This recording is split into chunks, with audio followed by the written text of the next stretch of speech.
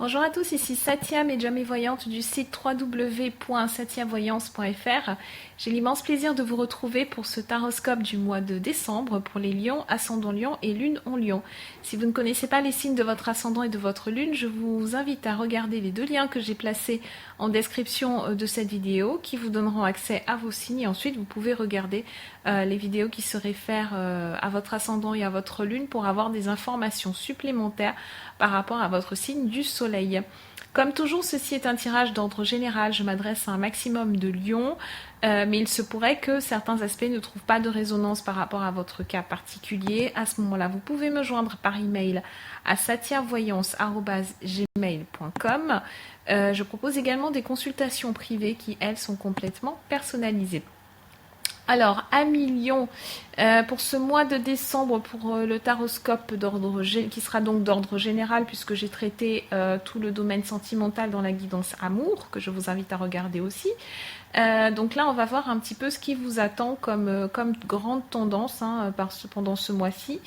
J'ai utilisé le tarot de Marseille, tout classique, les 78 lames. La première lame, c'est la mort inversée ou l'arcane sans nom, également appelé comme ça. Ensuite, en deuxième position, nous avons le cavalier de coupe qui est également inversé. En troisième position, nous avons le pendu. En quatrième, le chariot. Et enfin, en cinquième position, nous avons l'ermite. Donc déjà, ce qu'on peut remarquer, c'est que vous avez donc 4 arcanes majeurs. L'arcane sans nom, le chariot, le pendu et enfin l'ermite.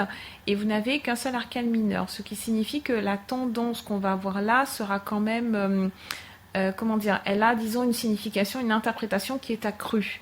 Et qui va vous impacter de toute façon. Alors bien entendu, c'est une lecture générale, mais quand on a autant d'arcanes majeures, c'est qu'il y a quand même un message de fond qui devrait toucher un maximum de personnes. Alors pour commencer, ce qu'on peut noter aussi, c'est que vous avez la présence de 2 cavaliers, donc la mort en première position est suivie du cavalier de coupe inversé. Les cavaliers sont des cartes qui montrent une action, qui montrent un personnage. Donc, vous voyez ce personnage qui est en train de chevaucher, c'est un personnage qui est en mouvement, donc c'est un personnage qui évoque aussi des changements, qui évoque, en position droite, il montrerait en fait le caractère fougueux du lion, toutes les caractéristiques en fait d'entreprise, d'ambition, des démarches qui vont de l'avant, des projets qui aboutissent, etc. Renversé, c'est la signification opposée, donc ça signifie que vous êtes un petit peu à l'arrêt à Lion ce mois-ci. Donc c'est vraiment sur un plan général, même sur le plan professionnel, vous aurez l'impression que vous allez fournir énormément de travail, énormément d'efforts et que les résultats, les récompenses vont subir un certain délai. Donc après c'est peut-être dû aussi aux vacances, aux fêtes de fin d'année qui arrivent. C'est une période de vacances et effectivement il y a un ralentissement général de votre activité. La mort, c'est un arcane qui nous parle de changement. C'est un arcane qui est porteur de transformation, de bouleversement aussi. Inversé, alors soit ces bouleversements vont se faire, mais ils auront peut-être un impact négatif sur vous. C'est vous qui êtes symbolisé en fait par cette carte. Donc là, on est pour moi, c'est vraiment dans cette position, l'arcane sans nom inversé, il montre plutôt que vous êtes à l'arrêt, à Lion. Donc vous avez certainement besoin de prendre un petit peu plus de perspective, de prendre peut-être un petit peu plus de hauteur par rapport aux situations qui vous sont proposées. Il y a quelque chose, il y a une situation qui doit être observée sous plusieurs angles différents. On vous demande de regarder les choses sous un autre angle, c'est ce que signifie cet arcane. En deuxième position, nous avons le cavalier de coupe qui est inversé. Le cavalier de coupe, c'est une carte qui est très émotionnelle. C'est une carte qui, d'habitude, présente une personne, on va dire, plutôt jeune. Il peut s'agir, donc bien évidemment c'est un homme, donc il peut s'agir d'un homme, mais pourquoi pas une femme aussi.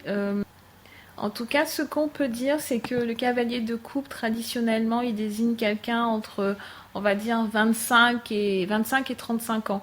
C'est quelqu'un qui a des caractéristiques de détermination, de dynamisme, mais qui a également un côté un petit peu immature, hein. C'est quelqu'un qui a du mal aussi à...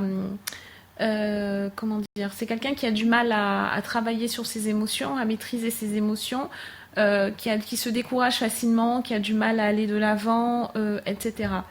C'est une carte qui nous parle aussi, si on sort de sa valeur de personnage, c'est une carte qui nous parle d'une période qui est plutôt favorable par rapport à certains échanges, par rapport à certains contacts amicaux, professionnels. C'est une carte qui généralement facilite la création d'un réseau de retrouvailles, de réconciliation. On a des voyages aussi qui peuvent être envisagés avec le cavalier de coupe. Associé à l'arcane, son nom, il peut nous parler de transformations affectives qui sont rapides, d'un voyage en fait qui va changer, qui risque de faire changer le cours des choses.